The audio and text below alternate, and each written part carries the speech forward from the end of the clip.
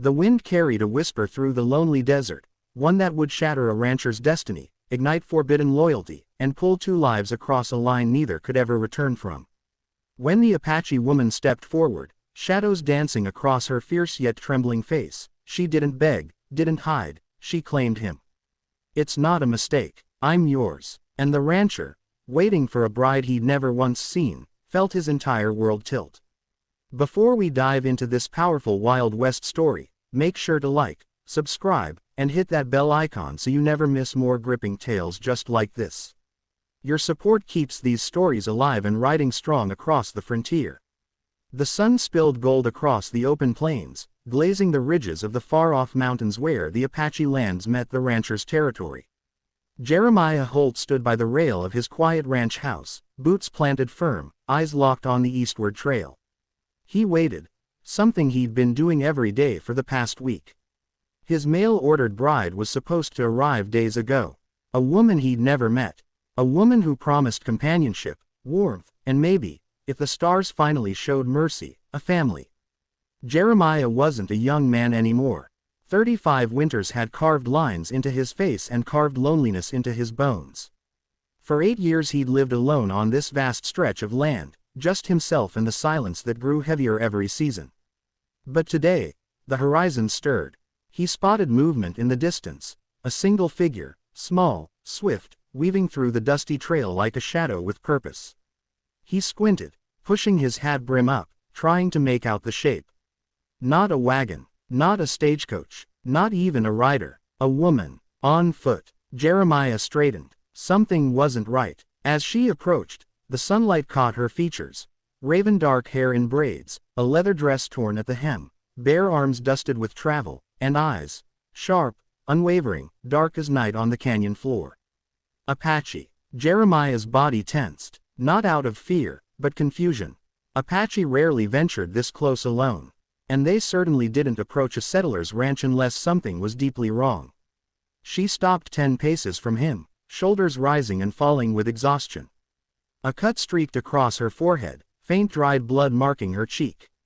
Her breath trembled, but her gaze didn't. Jeremiah cleared his throat. "Ma'am, you need help." She stared for a long, silent moment before taking a step closer.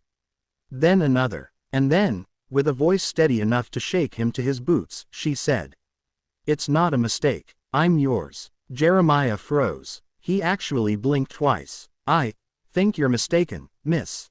I'm waitin' for someone else." She shook her head slowly. "No mistake." Her voice was low, accented, but clear. Firm, like she'd rehearsed the words across miles. Jeremiah opened his mouth, closed it, then tried again. "Miss, can you explain? Who sent you? What happened?" She looked past him, toward the ranch house, then back at him. "My name is Eileen, daughter of Nasha, niece of Chief Kohana." Her hand touched her chest briefly. "Your bride, the white woman, she didn't come." His heartbeat stumbled. "You know about her?" "Yes. Raiders took her on the far trail. My people tried to help, but..." She paused, jaw tightening, eyes flickering with pain. "She is gone." The words hit him like a hammer to the ribs. Gone. The woman he'd paid for. The woman he'd ridden to. The woman he'd placed hope in after almost a decade of empty nights. He swallowed hard. "But, why you?" Eileen lifted her chin with quiet strength. "My aunt said your home is good. Safe. You wait for a woman. You need one. My people owe you. You help every season. Trade fairly. Respect us. Never shoot at our hunters." Her voice softened. "We remember." Jeremiah rubbed the back of his neck, unsettled. "Respect doesn't mean I'm owed anything." Eileen stepped closer, so close he could see the dust settled across her lashes. "I come willingly. To keep peace. To honor debt. And because..." Her voice faltered for the first time, softer now. "I choose this." Jeremiah stared at her. A young woman, no more than 25, offering herself to a stranger. Not because she was forced, but because she believed it would protect her people and repay some unseen debt. It twisted something deep inside him. "Eileen," he said quietly, "I can't accept a woman as payment. And certainly not one who deserves freedom." She bristled, eyes flashing. "I am free. That is why I choose.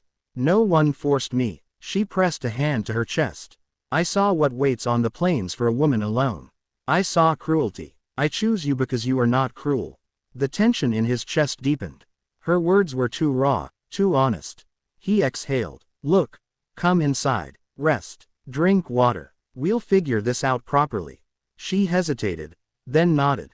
The exhaustion betrayed her. Her steps faltered as she followed him. Jeremiah moved to steady her, his hand hovering, but she surprised him by accepting the support, leaning just slightly against him as if the simple touch reminded her she was still human and not just a symbol of peace. Inside the house, she scanned everything: walls, windows, the door frame, instincts sharp like a hunted animal. Jeremiah handed her water. She drank deeply, silently, before sitting stiff-backed on the edge of the chair like she expected judgment. Why me? Jeremiah finally asked, sitting across from her. Hundreds of men live in this territory. Some younger, some richer. She stared into her cup. Because you do not take. You give. You treat land with respect. You trade with honor. You do not raise your rifle unless needed. Her eyes lifted to him again. My people trust you. I trust you. Jeremiah almost laughed, but it wasn't humor, it was disbelief. You don't even know me. Island shook her head. I know enough. Silence fell. Thick, uncertain, preparing to turn into something neither fully understood. Jeremiah broke it. You should stay the night. You're worn out. Tomorrow, if you want, I'll escort you back to your people. She stood abruptly. No, if I go back, I can't return. Her voice trembled just faintly. I crossed boundary. I declared choice. My place is either here, or nowhere. The weight of her words hit him harder than the news of his lost bride. Jeremiah rose slowly. Island, I don't want to force you. I don't want to own you. A long breath escaped her lips. She stepped closer. Close enough he felt her warmth, her fear, and her courage. You will not own me, she whispered. But you can accept me. Jeremiah's heartbeat thudded in his ears. He didn't know whether this was fate, tragedy, or some twist of destiny, but he knew one thing. He couldn't turn her away into danger. And he couldn't pretend her choice didn't shake something inside him. Outside, coyotes howled in the distance, a sign of nightfall, of change, of roads that never lead back to the same place. And Jeremiah Holt knew the road ahead would alter both their lives forever. Night settled slowly over the plains, stretching long, quiet shadows across Jeremiah's ranch. The desert cooled, the sky turned indigo, and the stars began to glitter like shards of broken promises. Inside the small ranch house, a single lantern cast a warm glow, flickering across wooden walls and dust-worn floorboards. Island sat by the window, her silhouette still, sharp, and alert. She had washed her face and arms, letting the dust of miles slip away, revealing smooth bronze skin marked with the faint patterns of wind, sun, and her people's way of life. Her hair, once tangled from travel, hung long and wet down her back. Jeremiah watched her, leaning against the table, arms crossed, trying to understand this moment, this woman, this sudden turn in the road of his life. You don't have to stay awake, he murmured. Island didn't turn. I have not slept in 2 nights. When the raiders came, we ran. Some were taken. Her voice dipped, quiet but firm. Sleep invites danger. Jeremiah moved closer, keeping his tone gentle. Not here. No one's coming through my land without me knowing. She looked at him finally, eyes dark but softening. Your confidence is strong, and your fear is stronger than you admit. Island stiffened. Not with anger, but with something like shame. Jeremiah stepped back, not wanting to corner her. Look, he said quietly, I won't pretend to understand your world. But in mine, when someone's scared, it's not weakness. It means they survived something worth fearing. Her gaze lingered on him, searching. Then she nodded slowly, almost reluctantly, as if accepting a truth she had denied herself. Jeremiah gestured to the small bed against the far wall. You can sleep there tonight. I'll stay by the door. Island hesitated, then shook her head. You should rest too. I will, but I'm not letting anything happen to you. She studied him again, long enough that he felt the weight of her attention in his chest. Then she rose and crossed the room, each step deliberate, each movement poised with dignity. She stopped in front of him, close enough he felt the warmth of her breath. You protect me, she whispered. But let me protect you too. That startled him. Protect me. From what? From regret. Her eyes locked onto his. From pushing away something the spirits placed in your path. Jeremiah swallowed hard. Island, I'm not trying to push you away. I'm trying to do what's right. Her head tilted slightly. Right for who? For me. For you. For a woman who died on the trail before she ever met you. The words hit him like an arrow.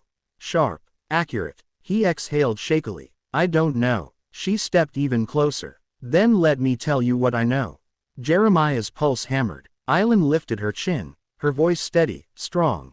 It's not a mistake. I'm yours. The same words she'd spoken outside, but now, standing before him in the quiet glow of the lantern, they carried a deeper truth. Not repayment, not obligation, choice. His voice came out low. Why me, Island, really? She took his hand, slowly, as if asking permission. When he didn't pull away, she placed it gently against her sternum, where her heartbeat thudded fast and fierce beneath his palm. Because you listened, she whispered. Because you see me, not what I owe, not what I am worth in trade. Her other hand lifted slightly. You see the woman, not the Apache. Jeremiah felt his throat tighten. In a world divided by laws, land, and bloodlines, the simple truth stung more than any hardship he'd known. Island stepped back just enough to look into his eyes clearly. If I leave here, I am no longer welcome with my people. If I stay, I must be more than a burden. More than a guest. Jeremiah lowered his hand slowly, letting her heartbeat go, though he still felt its echo. You're not a burden, and you're not unwanted. She searched his face. Then what am I? The lantern flickered. Outside, a night wind swept across the plains like an answer. Jeremiah spoke with the honesty of a man who'd lived too long with silence. You're someone I don't know how to deserve. Island's breath trembled, not with fear, but relief. She moved to the bed, sat down, and finally allowed her body to rest. Jeremiah stayed near the door, placing a rifle beside him though he didn't expect trouble tonight. Only the wind whispered outside. Minutes passed, maybe hours. Then Island's voice cut softly through the quiet. Tell me about the bride you waited for. Jeremiah inhaled deeply, eyes on the floorboards. We exchanged letters. She said she needed a fresh start. I needed someone to end the quiet. But she wasn't in love with me. And I wasn't in love with her. We were two lonely people trying to stitch our lives together. Island listened without judgment. Loneliness makes strange choices. He huffed a small laugh. You're telling me. She leaned back on the bed, exhaustion finally sinking into her bones. Jeremiah Holt, she murmured, loneliness brought me here too, but choice keeps me here. Her words carried weight he wasn't sure he was ready for. But he couldn't deny the truth in them. Hours later, when the lantern burned low, Island finally drifted into sleep. But Jeremiah stayed awake, watching the windows, the door, the rise and fall of her breath. Not out of obligation, out of something far deeper. A stirring, a recognition, a bond neither of them had asked for, but both had accepted. Just before dawn, Island shifted awake. Her eyes found him instantly, as if she had sensed his watchfulness. You didn't sleep, she whispered. No, he admitted. Why? Jeremiah hesitated, then gave her the truth. Didn't want to miss the moment you realized you're safe. A gentle smile, small, rare, touched her lips. Then you missed it hours ago. For the first time since she arrived, she stretched like someone who no longer feared the walls around her. She stood, walked to him, and rested her hand lightly on his forearm. You protected me, she murmured. I will protect you too. Jeremiah's voice thickened. From what? She looked into his tired eyes with certainty. From being alone another year. He didn't move, didn't breathe. He simply let the truth settle inside him like warm light. Island took one more step closer, her forehead resting gently against his chest. He lowered his chin, breath trembling as the weight of 8 lonely years cracked open at last. In that quiet dawn, surrounded by silence and soft light, Jeremiah Holt wrapped his arms around the woman fate had delivered, not the bride he expected, but the bond he needed. And Island, strong and unbroken, whispered again, barely audible. It's not a mistake. Jeremiah closed his eyes and held her tighter. I know. Call to action. If you enjoyed this powerful Wild West story, Make sure to like, subscribe, and share, and comment what title you want next. Your support keeps these unforgettable frontier tales coming.